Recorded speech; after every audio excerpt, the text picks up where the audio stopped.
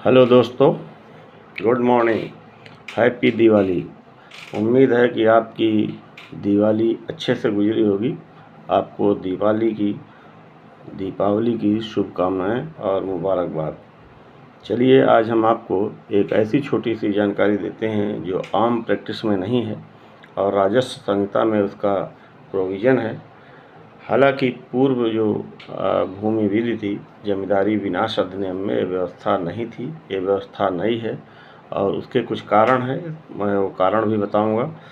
तो इस प्रोविज़न में धारा 25 में एक ऐसे रास्ते और ऐसे जलमार्ग के बारे में बताया गया है कि अगर उस पर अवरोध है तो उस अवरोध को तहसीलदार हटा सकते हैं। कोई भी खातेदार हो या कोई भी कृषि मजदूर हो जो अपनी भूमि में, अपने खाते की भूमि में नहीं जा पा रहा है या अपने खाते की भूमि को सिंचाई नहीं कर पा रहा है, तो ऐसे लोगों को या वो व्यक्ति जो खातेदार है, गांव का है, गांव के चारागाह में और बंजर भूमि में वो जा नहीं पा रहा है, तो ऐसे लोगों के जो रास्ते में अवरोध डाला गया है, उस अवरोध को तहसीलदार स्थानीय जांच करके, छोटी सी जांच है उसके तहत हटा सकते हैं और ये देख सकते हैं कि ये रास्ता कब से था।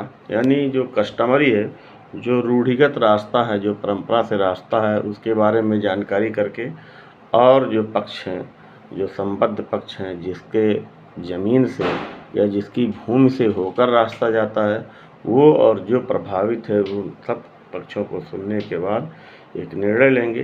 अगर वो रास्ता जाना चाहिए तो उसका आदेश देंगे और अवरोध को हटवा देंगे। अवरोध को हटाने के लिए बल का प्रयोग कर सकते हैं। ये रास्ता निजी है। ये रास्ता इसलिए निजी है क्योंकि कृषि मजदूर या खातेदार के अपने खाते में जाने के लिए या गांव के बंजर और चारागाह में जाने के लिए है।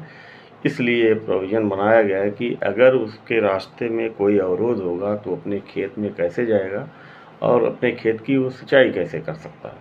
तो इसलिए ये प्रोविज़न बनाया गया है। मुझे लगता है कि ये प्रोविज़न, मुझे विश्वास है कि ये प्रोविज़न ऐसी ज़मीनों, ऐसे भूमियों के बारे में है जो कभी बाग भूमि होती थी और अब बाग नहीं रह गई है, अब सिर्फ भूमि रह गई है।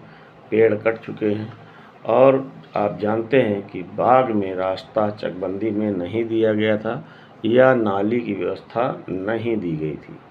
अब वो बाग कट चुके हैं तो ऐसे में वहाँ खेती होती है, हो रही होगी या होती होगी। तो ऐसी जगहों पर पानी की सुविधा और आने जाने की सुविधा भी होना आवश्यक है। तो देखा ये जाएगा कि बाग में किधर से रास्ता था और किधर से नहीं था। तो ये सब कस्टमरी है, पुराने से देखा जाएगा कि 10-20 साल से कब से वो रास्ता था, या जो भी समुचित होगा, जो सम्यक होगा, डूली होगा, उसके हिसाब से रास्ता निकाला जाएगा और उस अवरोध को, बाधा को हटा दिया जाएगा। ये निजी भूमि के लिए है, निजी भूमिधरों के लिए या खातेदारों के लिए है।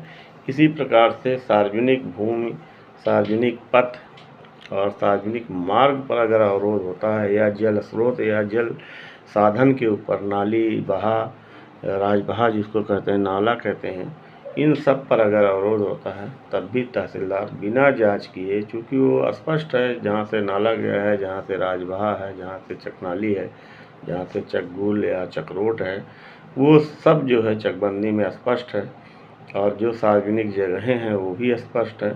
तो ऐसे में बहुत जांच की आवश्यकता होती नहीं है, वो सब फाइनल नक्शे से ही क्लियर हो जाएगा। सबसे ज़्यादा परेशानी जो है वो निजी ज़मीनों की है और निजी ज़मीनों के लिए राजस्व संहिता की धारा 25 में यह स्पष्ट कर दिया गया है। क्योंकि ये कम प्रैक्टिस में है, कम लोग जानते हैं, इसलिए मकसद ये था कि इस प्रोविज़न को आप सबके सामने जाहिर किया जाए और इसे मशहूर किया जाए, लोग इसका उपयोग कर सकें, बगैर विवाद के, बिना विवाद के इसका निस्तारण हो सके और लोग आसानी से अपने खेत में, अपनी भूमि पर जाएं, उसका इस्तेमाल करें और जो भी विवाद है वो निवारित हो सके। तो थैंक यू, मिलते हैं अगली बार फिर ऐसी ही छोटी जानकारी के लिए और मशहूर करने के लिए।